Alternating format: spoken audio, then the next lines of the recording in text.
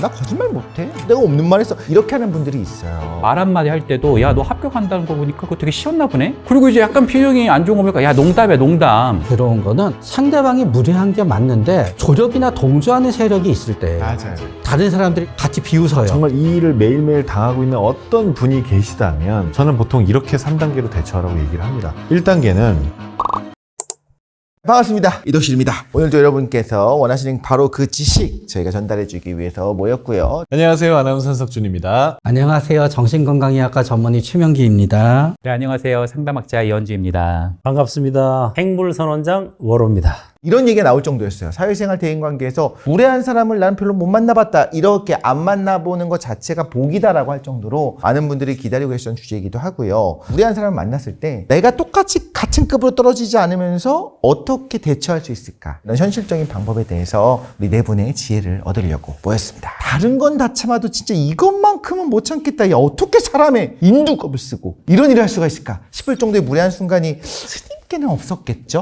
저도 설마? 있습니다. 서울 기차에서 광장으로 나오는데 갑자기 어떤 분들이 땡땡 천국 불신지옥 하면서 쫓아오더라고요. 그래도 거기까지는 견딜만 했어요. 우리 행물선원이 입주해 있는 빌딩이 그 건물 관리인이 있어요. 나만 보면 뭐라고 바락바락 소리를 질러요. 저한테 삿대질을 하면서 할렐루야 이러더라고요.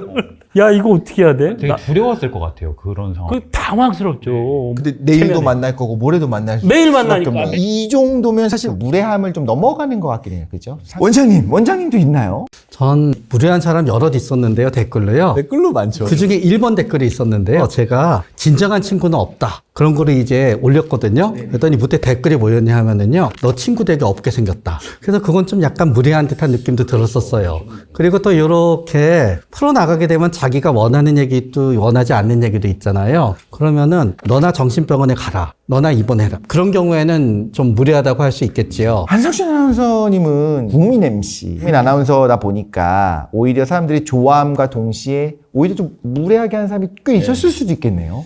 오늘만 해도 제가 어떤 사진을 제 SNS에 올렸는데 거기에 댓글 보다 보니까 누가 저렇게 입으니까 되게 늙어 보이시네요 라고 달았더라고요. 우리가 일반적인 케이스에서 무례하기 때문에 열받는 사람들은 이렇게 지금 오늘 얘기 나온 거는 사실 상당히 극명한 무례함들이고 애매한 무례함들에 열받는 거예요. 그러니까 뭐 예를 들어서 부장님이 내가 뭐 한 김 과장이고 옆에 박 과장도 있고 이 과장도 있는데 분명히 박 과장하고 이 과장은 겁나 이뻐하는 것 같은데 나만 안 이뻐한다. 하면 안 이뻐하는 것도 그냥 그럴 수 있는데 이걸 약간씩 이제 똑같은 상황에서 살짝 꽈서 얘기하는 그런 거 있잖아요. 뭐 만약에 내가 무슨 업무를 완성해서 가져가는데 이제 한숨을 훅 쉬면서 박 과장이 바쁘지만 않았어도 좋았을 텐데 뭐 이런 식으로 얘기한다든지 이런 것들이 이제 내가 한 들이받자니 들이받을 만큼 그렇게 무례한가? 이것도 애매하고 그냥 참자니 이거 참아야 되나? 그거 열받고 막 이런 애매한 것들. 이제 그런 것들이 보통 사람들을 돌게 하죠. 어로스님의 얘기가 이제 핵심적인 건데, 아까 서울역에서 만난 사람은요, 걔는 넘어가도 돼요. 왜냐면 두 번 다시 안 볼 거거든요. 근데 건물 관리는 얘는 분명히 내일도 보고 모레도 볼 거잖아요. 그러니까 직장에 그런 애가 있다. 학교에 그런 애가 있다. 얘 내일도 봐야 되거든. 내일도 나한테 뭐라고 할 게 분명하거든. 이런 상황이 못 견디는 상황인 거죠. 거기다가 지금 말씀하신 것처럼 대놓고서 누가 봐도 주변의 사람들이 봐도 저 사람 되게 무례하게 행동하네면 그나마 이게 객관적인 거잖아요. 근데 그게 아니라 나만 아는 애매한 선을 넘나들어. 그렇죠. 예. 근데 사실 나는 거의 내적 확신이 있는데 그래서 요즘 그걸 뭐라고 포장을 하냐면 나 거짓말 못해. 팩트 폭력 내가 없는 말 했어. 이렇게 하는 분들이 있어요. 근데 사실 그 내면에 무례한 경우들이 사실 많이 있잖아요. 결국에는 아무리 우리가 언어를 배우고 뭐 대화법을 배운다 하더라도 상대에 대한 어떤 수용이라든지 상대를 내가 바라볼 수 있는 어떤 이해의 관점 자체가 상당히 결여된 사람들이 있습니다. 그래서 자기는 좋게 말하고 자기는 좋게 포장한다 하더라도 사실 주변 사람들이 굉장히 상처를 많이 받고 있는데 그걸 본인은 몰라요. 모르는 거예요. 네. 알고 하는 건 아니네요. 전 모르는 척 하는 것 같기도 해요. 제가 그러는 줄 알고 실제로 만나가지고 정말 자세하게 물어봤거든요. 네. 근데 그게 왜 문제인지 잘 모르더라고요. 그분은 역지사진 하나요? 비슷한 걸 당했을 때 자기가 당한 거에 대해서는 너무나 반대하는데 조금이라도 하면 난리가 나는데 그런 이유가 있어요. 자기는 그거에 대한 거에 대해서 그게 뭐가 문제야? 약간 이렇게 가는 거예요. 그러니까 이 편차가 너무 큰 거예요. 너와의 그렇죠. 예를 들어서 말 한마디 할 때도 야 너 합격한다는 거 보니까 그거 되게 쉬웠나 보네? 그리고 이제 약간 표정이 표정이 안 좋은 거 보니까 야 농담이야 농담. 아 그 삐졌냐? 약간 이게 뭔가 이 사람하고 있으면 내가 뭐 화를 내면은 안 될 것 같기도 하고 또 이게 참자니 누적되는 경우가 상당합니다. 어떻게 생각하세요? 나는 없는 말 하진 않아. 라는 나는 사실을 말해. 라고 하는 것도 사실일 수 있잖아요. 아니요, 저는 그거 사실일 수 있다고 생각하지 않아요. 예, 그러니까 나는 거짓말은 못해. 이 말이 진실이잖아. 이런 말 중에 못된 말이 있다 쳐요. 근데 그거를 건달 같은 분들 그 사람한테 할 수 있나요? 못하죠. 못하잖아요. 그럼 결국 자기가 참을 때도 있다는 얘기예요. 맞아요. 그러니까 아까 댓글 같은 경우에도 얼굴 보고 못할 말인 것. 그래도 이제 선을 넘나드는 무례한 얘기 중에 이런 게 있어요. 친구는 나밖에 없어요. 이런 말 나밖에 못해줘. 그런 사람을 나니까 상이라고 부릅니다. 나니까 해주는 거야 라고 말하는 사람 중에 나는 좋은 사람 못 본 것 같아요. 그리고 아니 그러면 조언을 삐딱하게 받아들이는 놈이 잘못된 거 아니냐. 나는 정말 필요한 조언을 해줬는데 저는 꼭 과연 그럴까 싶은 거예요. 물론 제가 그 대화를 못 봐서 모르겠지만 그 정도로 안 받아들여지는 사이면 안 하는 게 맞는 거죠. 그걸 뭐라고 생각하냐면요. 이제 성인이 된 다음엔요. 뭔가를 모르면 모르는 것도 죄예요. 그러니까 예를 들어서 우리가 법적으로 이게 불법인지 뭔지 잘 모르는 것들 있잖아요. 네. 그런 거를 저지르는 사람들의 인터뷰에 보면 대부분 이게 불법인지 몰랐어요잖아요. 근데 그렇다고 해서 유죄가 아닌 건 아니잖아요. 그러니까 사람과 사람 사이의 예의 범절도 성인이 되면 다 배우는 거고 다 어느 정도는 알아야 되는 거예요. 그거를 어겨놓고서는 야 이렇게 말하면 네가 기분 상할지 몰랐어. 야, 이렇게 말하면 이게 예의 범절에 어긋나는지 몰랐어. 몰랐어라고 말하는 스스로를 부끄럽게 생각해야 됩니다. 그거는 하면 안 되는 말이에요. 그러면 그걸 알아야죠. 내가 무슨 뭐 애도 아니고 이제 컸는데. 모르는 게 죄라는 말이 참 맞는 말이에요. 근데 그런 말을 한다는 그런 것 경우에는 자체가 이제 보면 내 몫에 충실하자. 저는 그런 생각을 해요. 그런 분들이 가끔 주변에 있긴 있어요. 저도 꼬집자니 좀 애매하고 가만 놔두자니 걸리고 이런 거는 타산지석으로 삼아서 내 몫에 충실하자. 원장님 어떻게 생각하세요? 이걸 좀 나눠서 생각해야 돼요. 첫째는 이제 무례한 사람을 두 개로 나눠보는 거예요. 하나는 모르고 그러는 사람, 하나는 알고 그러는 사람이지요. 무례한 사람들을 보게 되면은 대체적으로 충동적이에요. 그러다가 보니까 머릿속에 있는 생각이 이렇게 거르지 않고 나가요. 그러나 그거를 모르고 그러는 사람은 진짜 그게 어떤지 몰라요. 그리고 모르는 그러는 사람들을 보면은 우리는 이제 이거를 능력이라고 생각 안 하겠지만 사람의 얼굴 표정을 보고 상대방의 감정을 어디까지 아는지 능력이에요. 그러나 그 능력을 올바로 쓰이게 되면은 공감이 되는 거고요. 그 능력을 나쁘게 쓰게 되면 사기가 되는 거예요. 그러나 사람의 얼굴을 보고 그 사람의 감정을 아는 능력은 최고의 사기꾼이나 최고의 심리치료자나 동일한 객관적인 능력을 갖고 있어요. 그러기 위해서 어떤 사람이 만약에 모르고 그런다라고 했을 때 내가 충동적이고 다른 사람이 내가 이 얘기를 갖다 했을 때 상처를 받는다는 걸 전혀 모른다라고 가정하게 되면은 그 사람이 내가 다시는 안 볼 사람이건 모르든지 간에 나는 그 사람한테 가서 가르쳐 줄 수도 있고요. 안 가르쳐 줄 수도 있는데 그 역시 경우를 나누게 되면 내가 어떤 사람이냐에 따라 달라져요.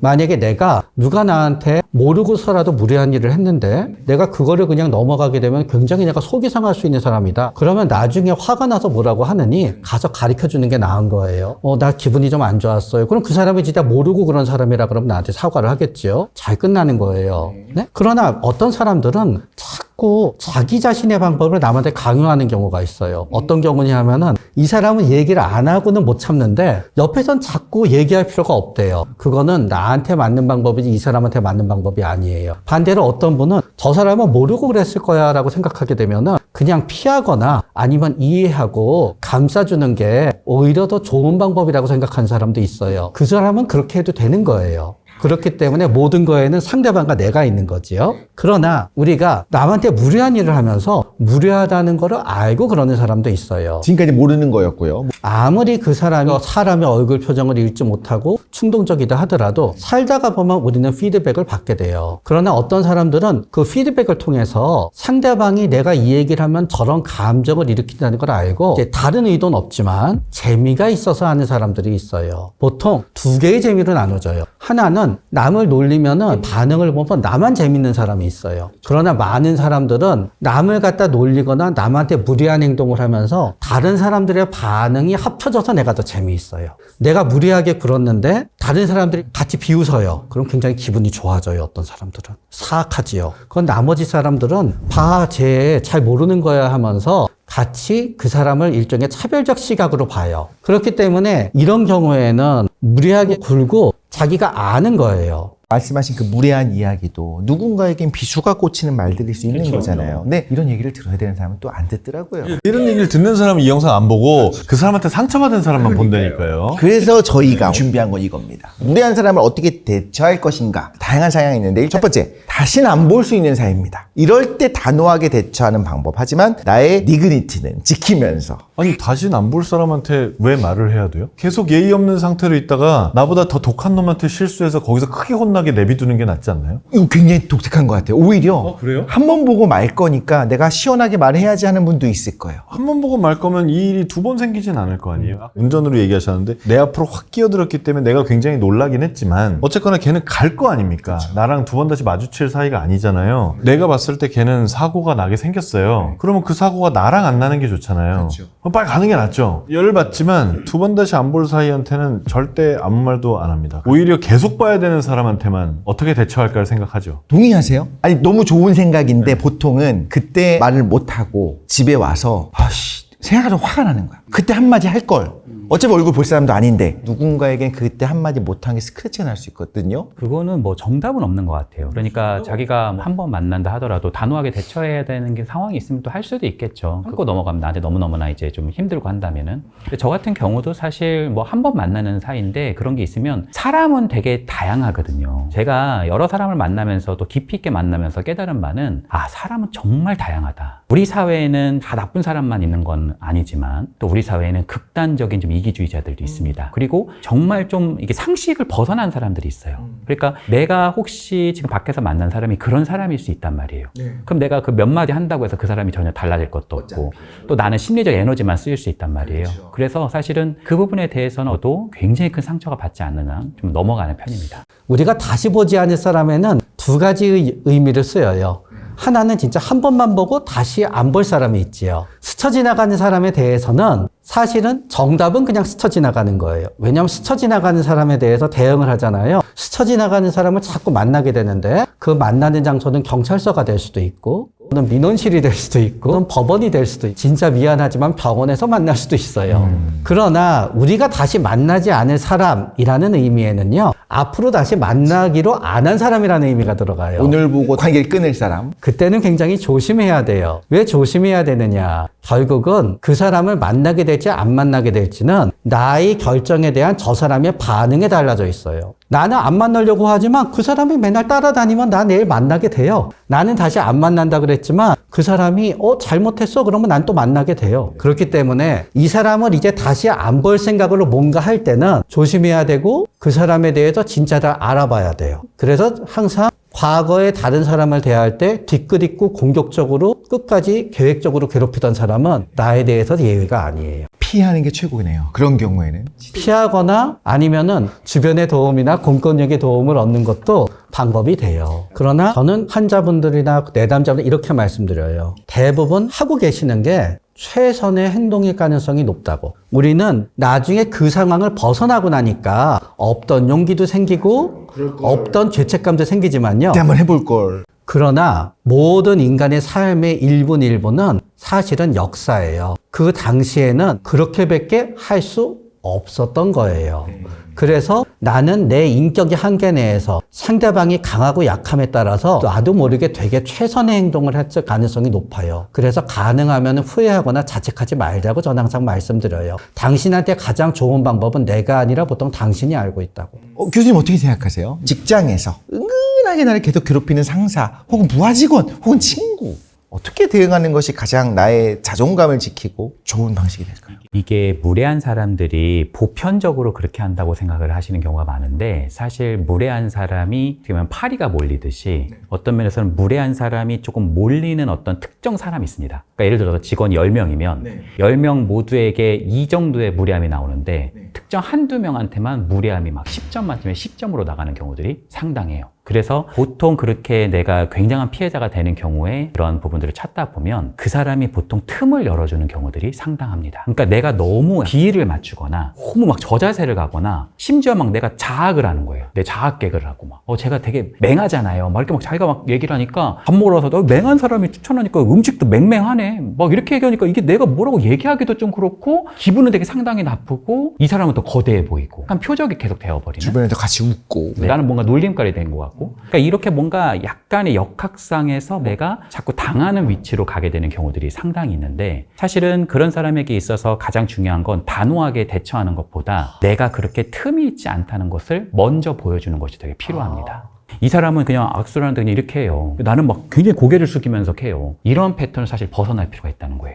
이 사람이 그냥 보면서 그냥 이렇게 인사하면 나도 그냥 이렇게 인사하고 넘어가 주는 거. 왜 나한테 그렇게 무시하는 투로 쳐다봤어? 저는 뭐 그런 거 아닌데요? 뭐 이렇게 표정하면 나만 이상한 사람 될 수 있잖아요. 그러니까 이 사람이 나에 대해서 하고 있는 패턴이 어떤 면에서는 다정하다면 나 역시 다정하게 행동할 수 있지만 그것이 굉장히 무례하게 행동한다면 어떤 면에서는 나도 거기에서 너무 저자세로 가는 거, 틈을 보여주는 거, 그것에 대해서 너무 내가 관계적으로 가버리는 거 이런 부분들에 대해서는 좀 주의가 필요하다. 이렇게도 말씀드릴 수 있죠. 주님께서도 무례한 경우를 당하셨거든요. 지금 이제 어떤 사람이 와가지고 계속 뭐 욕설을 퍼붓고 모욕적인 말을 해대는 거예요. 그럴 때 이제 부처님께서는 이제 그냥 일단은 가만히 듣고 계시다가 어느 정도 할 만큼 퍼붓고 나면은 사람이 좀 가라앉잖아요. 그때 이제 그러셨어요. 그대 집에 누가 갔는데 밥상을 차려 나왔다. 근데 아무것도 안 먹고 그냥 나갔다. 그럼 그 밥은 누구 거냐? 본인께 되는 게 아니냐. 네가 그렇게 욕설을 퍼부었지만 나는 전혀 수용하지 않았다. 그 욕설은 도로 너한테 돌아갔다. 마치 바람이 불 때 먼지를 던지면 자기 얼굴에 다 쏟아지잖아요.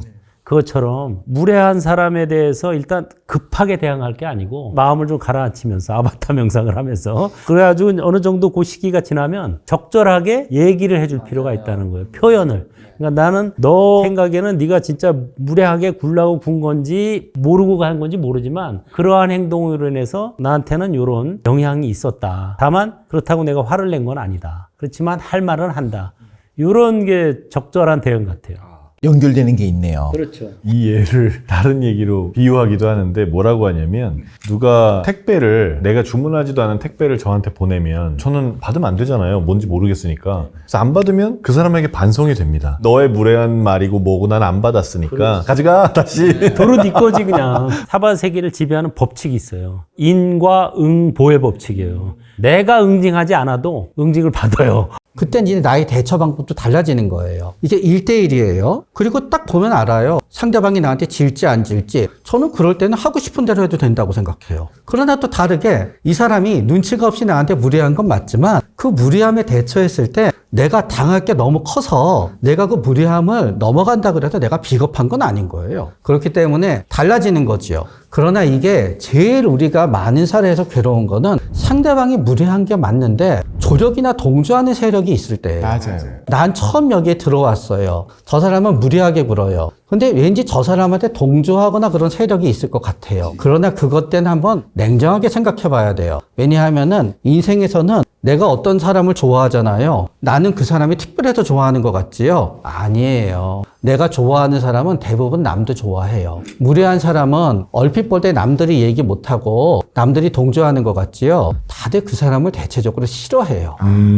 그렇기 때문에 무례한 사람들이 굉장히 커다란 동조 세력을 갖고 있을 거라고 하는 거는 대체적으로 내가 너무 겁이 나서 생각하는 나의 생각이에요. 그러나 내가 이 사람이 동조 세력이 있을 거라는 생각 때문에 당장 대응하기 어렵다 그러면요. 나는 상황을 파악해 봐야 돼요. 다른 사람들이 그 사람을 좋아해서 항상 다니는지. 그러나 사실 이상하게 나는 그 사람이 나한테 무례하게 굴었다고 생각했는데 다른 사람들이 다 그 사람의 인격이 훌륭하다고 칭찬해요. 그때는 한번 나를 되돌아봐야 돼요. 나만 저 사람이 무례하다고 착각하고 있는 건가? 언제든지 나도 틀릴 수 있다는 걸 알아야 되네요. 왜냐하면은 저 사람은 나한테 진정 우러나오는 조언을 하고 있어요. 그러나 내가 뭘 잘못하고 있는지 몰라요. 난 저 사람이 무례하다고 화가 나 있어요. 물론 그럴 때도 그 사람의 가식적인 모습이 나한테만 그럴 때도 있겠지만 너무 내가 오만할 수도 있어요. 한 번은 확인해 봐야 된다. 네. 근데 이제 현실적으로 회사에서 뭐 직장 상사의 그 은근한 무시와 그러니까 이런 게 힘들어요. 그거에 대해서도 대처하는 방법이 있을까요? 저는 우리가 굉장히 많은 얘기를 하고 있고 지금 뭐 스님의 말씀, 교수님 말씀, 원장님 말씀 다 맞는 맞는 얘기예요. 근데 이게 너무 어떻게 보면 차원이 높다 보면 바로 실천하기가 좀 어려워서 그냥 정말 이 일을 매일매일 당하고 있는 어떤 분이 계시다면 저는 보통 이렇게 3단계로 대처하라고 얘기를 합니다. 1단계는 되물어보는 거예요. 맹하다고요? 그게 무슨 뜻이에요? 근데 이거를 공격적으로 물어보지 않는 거예요. 되게 따뜻한 말로. 왜냐면 이 사람이 따뜻한 말로 했을 수도 있으니까 따뜻한 말로 되물어보는 거예요. 순수하게 나 네. 모르니까 모르는 것처럼. 그렇죠. 제가 옷차림이 특이하다고요? 그건 무슨 뜻인가요? 이렇게 물어보는 거예요. 대부분은 이게 선을 타면서 사람을 놀리거든요. 그 이유는 뭐냐면 이 사람이 반격하면 나 그런 뜻 아니었어 라고 하려고 하는 거예요. 근데 나 그런 뜻 아니었어 라고 하는 거와 동시에 뜨끔합니다. 얘 계속 놀리면 안 되겠는데? 이런 생각이 드는 거죠. 근데 그럼에도 불구하고 그런 짓을 계속한다. 그럴 땐 2단계. 말 없이 한 3초 동안 쳐다보면 돼요. 웃지 않고. 그러면 농담 같지가 않아요. 아까도 우리가 누가 하나 뭘 얘기하면 주변에서 동조한다 얘기했는데 아무도 동조 안 합니다. 그런 상황 되면. 야, 분위기 안 좋다, 분위기 안 좋다. 이러면서 다 조용히 합니다. 그러면 그 농담을 한 사람이 되게 무한해지거든요. 그렇죠. 그러면서 자기가 없는 말을 막 해요. 왜 농담이야? 뭘 그 화를 내? 뭐 이런 얘기를 합니다. 이런 얘기를 당하면 또 그 다음에 그런 장난을 안 칠 가능성이 높아요. 그럼에도 불구하고 또 했다. 그때는 아주 짧게 얘기하는 겁니다. 지금 선 넘으셨어요. 저는 기분이 안 좋습니다. 이때 짧게만 얘기해야 돼요. 길게 얘기하면 주저리 설명이 됩니다. 지금 선 넘으셨어요? 저는 기분이 나쁩니다. 끝. 그리고 딴 데 가버려야 돼요. 교수님 말씀하신 건 좀 연결되는 게 있어요. 틈을 사실 내가 좀 보였다는 게 잘못했다는 게 아닙니다. 하지만 어쨌든 간에 틈을 보였었던 것이 있다면 이게 말없이 그냥 쳐다보는 것만으로도 갑자기 확 하고 뭐야? 하고 뜨끔할 수 있다는 거잖아요. 좋은 방법이에요. 마음을 가라앉히고 편안한 말로 되묻고. 이게 어렵긴 한데 왜냐면 나는 이미 욱했거든요. 근데 욱하는 거대로 가면 안 돼요. 저는 이걸 뭐라고 얘기하면 이제 반응과 대응이라고 얘기하는데 그 욱한 그대로 반응을 하기보다는 내가 한 템포 생각을 하는 거죠. 이성적인 판단을 내리고 대응을 하라. 그래야 상대방이 정말 무서워한다 라고 얘기를 하는 거고요. 사실 선악이라는 게 굉장히 애매한 거거든요. 이게 자기 입장에서 선이거든요. 다 상대방 입장에서 보면 악이 될 수 있는 여지가 충분히 있는 거죠. 그래서 되묻다 보면은 본인이 무슨 짓을 했는지를 상대방이 인지하게 되는 거예요. 사실 저도 아까 아나운서님 말씀이라든지 원장님 말씀이라든지 진짜 100% 동의하고 우리 사회가 참 슬픈 거는 자신은 존중받고 싶으면서 타인을 존중하지 않는 그런 문화가 좀 있는 것 같아요. 사실 저를 만나러 오는 내담자 분들 중에 정말 많은 분들이 가해자들이 안 오시고 대부분 피해자가 오시는 경우들이 있어요. 제가 여기서 너무너무 그 막 가슴이 이제 타오르는 게 뭐냐면 이분이 참으면 참을수록 그 피해가 누적되거든요. 오히려 싸우라는 게 아니라 자기를 적절히 방어해야 괴롭힘이라든지 그 무례한 행동이 줄어질 수 있는 그런 포인트가 있거든요. 그러니까 가서 막 같이 싸우고 막 같이 멱살 잡아라 그게 아니라 내가 그런 사람이 아니라는 것을 보여주는 것도 저는 매우 중요하다고 생각해요. 단순히 참는 게 아니고. 네, 예를 들자면 아까 우리 아나운서님께서 말씀 주셨던 부분과 진짜 뭐 일맥상통한 부분인데 야, 너 머리 스타일이 독특하다. 그러면은 뭔가 제가 오늘 머리를 못 감아가지고 무슨 일이 있어가지고 이렇게 변명하면 아이고 회사 생활하는데 그렇게 머리도 못 감고 준비 없이 다니면 어떡하려고 그래? 아이고 제가 죄송해서 제가 이제 그렇게 하려고 일찍 다니 이게 뭔가 내가 이상하게 말려 들어가거든요. 그럴 때는 오히려 그 사람에게 그것이 무슨 뜻인지를 물어보는 거예요. 머리가 독특하다고요? 그게 무슨 의미죠? 한 번은 악의적인 사람이라면 그 사람을 바라보고 제가 옷이 독특하다고요? 그건 무슨 의미예요? 그럴 때 밀리지 않는 게 중요합니다. 그래서 하고 싶은 말씀이 뭐예요? 되려면 이제 내공이 상당해야 될 것 그렇죠. 같아요. 내공이 있어요. 내공이 상당해야지. 사실 그래서 이 워딩을 정해드리는 건데요. 예. 이제 스님 말씀하신 대로 이게 내공이 상당해야 되는 거긴 해요. 그러죠. 그런데 이런 워딩을 지금 저와 교수님이 정해줬잖아요. 그러니까 내일 만약에 이 일을 당한다면 다른 거 생각하지 말고 이대로 그냥 말하라고. 그렇게 정해드리는 거예요. 예, 왜냐면 정말 생각해서 대응을 하려면 정말 고수해야 되거든요. 지금 말씀해 주신 방법이 정말 효과적이면서도 반대로 무례한 대접을 받지 않는 방법은 될 수 있는데 존중받는 방법은 또 다른 게 있을 것 같아요. 만만하게 보이지 않고 좀 더 존중받는 방법 있을까요? 있긴 한데 첫 번째는 이제 뭔가 하면은 회사나 뭐 야구 동호회건 어디든지 간에 목적이 있는 집단 있잖아요. 그 집단에서 존중을 받고 싶으면 그 집단의 목적을 잘해야 돼요. 회사에서 내가 일을 굉장히 잘하지 않으면요. 회사에서 난 존중받기 어려워요. 그렇죠. 네, 그렇기 때문에 사실 존중받는 가정이라든가 친구 같은 특수한 게 아니라 어느 목적을 갖고 모인 집단에서 내가 존중받기 위해서는 진짜 죄송하지만 그거를 잘하는 수밖에 없어요. 그 집단의 목적에 맞게요. 네, 잘하면 잘할수록 인정받아요. 그러나 내가 존중받지 못하기 때문에 존중받고자 하는 방법을 원하지요. 그러면 나는 내가 그렇게까지 잘하지 못하는데 왜 나는 존중받고 싶은 이유는요. 내 가능성을 존중받고 싶은 거예요. 눈에 보이지 않는 걸 존중받고 싶은 거지요. 그게 참 어려워요. 눈에 보이는 거로는 우리는 다 눈에 보이는 만치 남을 존중해요. 그렇기 때문에 대부분 만족하면서 지내요. 그러나 갈등은 언제 생기냐 하면 내 눈에 보이지 않는 거를 존중받고 싶을 때 생겨요. 그래서 가능성을 존중받고 싶어요. 근데 이게 부모 자식 간에도 그게 문제예요. 자식은 부모가 자기를 존중하지 않는데요. 그런데 왜 존중하지 않는다고 생각하느냐? 부모는 그 자식의 현재를 갖고 그 자식을 대하고 있어요. 야, 이건 안 돼. 이건 안 될 거야. 하지 마. 그러면 자식은 존중받지 못하다고 생각해요. 아니, 왜 내 가능성을 왜 부모인 당신이 막아? 왜 내 뜻을 존중 안 해주는 거야? 라고 생각하는 거지요. 그렇기 때문에 우리는 가능성을 존중받고 싶다고 하는 거는 솔직히 그때는 마음을 내려놔야 돼요. 그 가능성은 나의 입장에서는 내 안에 가능성이 존중받을 만한 가치가 있다고 생각하지만 남의 눈에는 그게 보이지 않는다는 현실을 좀 받아들여야 돼서 오히려 이때는 존중받고 싶은 마음을 조금만 내려놓는 게 정답이 될 수도 있어요. 그리고 또 이 존중에는 기준이 조금 다르게 돼요. 왜냐하면은 윗사람들은 나 너 욕하지 않아. 나 너한테 존댓말을 쓰고 있어. 난 네가 얘기하면 끝까지 안 맞고 들어. 날 보고 더 어떻게 널 존중하라는 거야? 이게 윗사람들 생각이에요. 그러나 아랫사람들 생각은 이래요. 왜 내 의견을 묵살하시고 날 존중하지 않는 거예요? 존중의 기준이 다른 거예요. 이거는 해결할 방법이 없기 때문에 오히려 이때도 결국은 존중을 받고 싶으면은 존중을 강요하기보다 상대방이 나를 좋아하게끔 행동하는 게 맞고요. 그리고 또 부모랑 자식 간에 참 그게 어려워요. 부모는 내가 부모이기 때문에 항상 자식한테 내 의견을 존중받을 권리가 있다고 생각해요. 자식은 그렇게 생각하지 않아요. 부모는 내 부모일 뿐이지 재테크 전문가가 아니에요. 그런데 부모가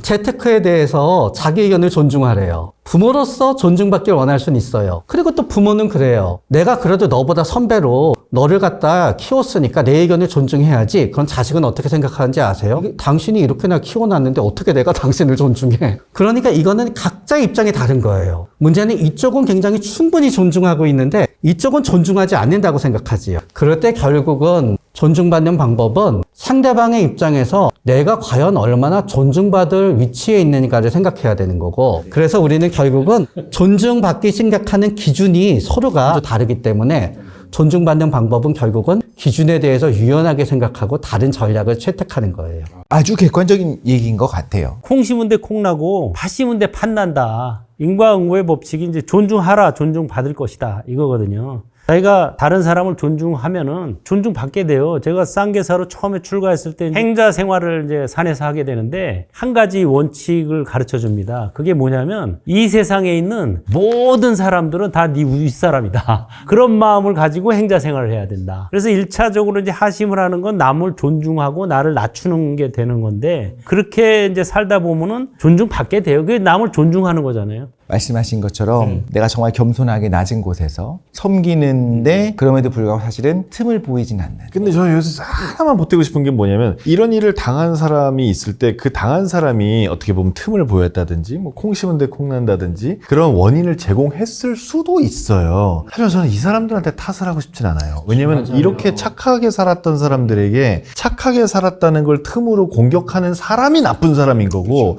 그런 나쁜 사람을 마침 만나서 지금 현재 어려움을 겪고 있을 뿐인 거지 그 사람들한테 그러면 착하게 살았던 그 세월이 잘못됐다 이렇게는 말하고 싶지 않습니다.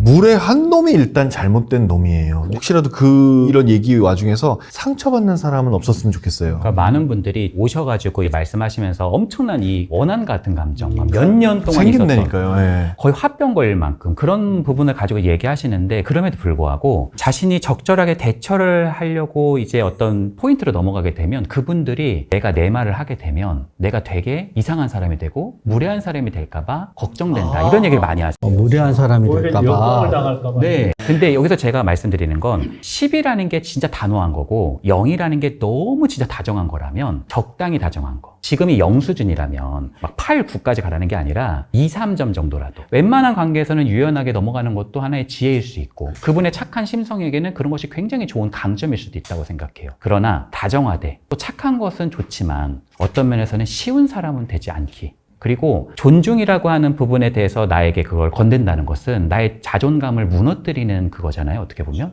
그러니까 나를 위해서라도 그 부분을 그냥 넘기지 않는 거. 매우 중요하다고 생각해요. 사실 굉장히 현실적인 조언들을 해주셨어요. 예를 들면 인도 걸어갈 때 차가 덮칠 수도 있으니까 조심하세요라고 하는 게 걸어가는 사람이 잘못했다는 말이 아니에요. 절대 아닙니다. 절대 아닙니다. 착한 건 좋은 거지만 나를 보호할 만큼 정도는 어떤 면에서는 가지고 있는 게 필요하다. 수습이라는 차원에서 말씀드리는 관계적인 분은 이제 말씀을 한번 한 다음에 이거를 이 사람하고 내가 적으로 삼을 건 아닌데 예를 들어서 무슨 뜻이야 이렇게 한번 물어봤는데 괜히 이것 때문에 내가 이 사람에게 분위기 좀 안 좋게 한 거 아니야? 이런 생각이 들 수 있잖아요. 한번 하시고 내가 먼저 말 한번 건다든지 이렇게 해서 내가 어느 정도에서는 선을 지키긴 하지만 그 사람과 내가 적으로 만든 것이 아니라 또 호의로 가고 싶다는 것을 표현해 주는 것도 또다시 하나의 다음 스텝으로 넘어갈 수 있는 방법일 수도 있겠죠. 그러나 이거를 또 얘기한다면 나는 할 수 있는 그런 토대가 있다라는 것을 좀 삶에 가는 데 있어서 또 다른 지혜가 아닌가 생각합니다. 오늘 무례한 사람에 대해서 우리 네 분을 모셔서 정말 현실적인 이야기부터 시작해서 정말 깊이 있는 이야기까지 한번 나눠봤고요. 쉬운 게 아닌 걸 알고 있습니다. 쉽지 않습니다. 하지만 방법이 있다는 거 꼭 말씀을 드리고 싶고요. 앞으로도 이런 자리를 마련해서 더 다양한 이야기 또 지식을 전달해 줄 예정이니 구독, 좋아요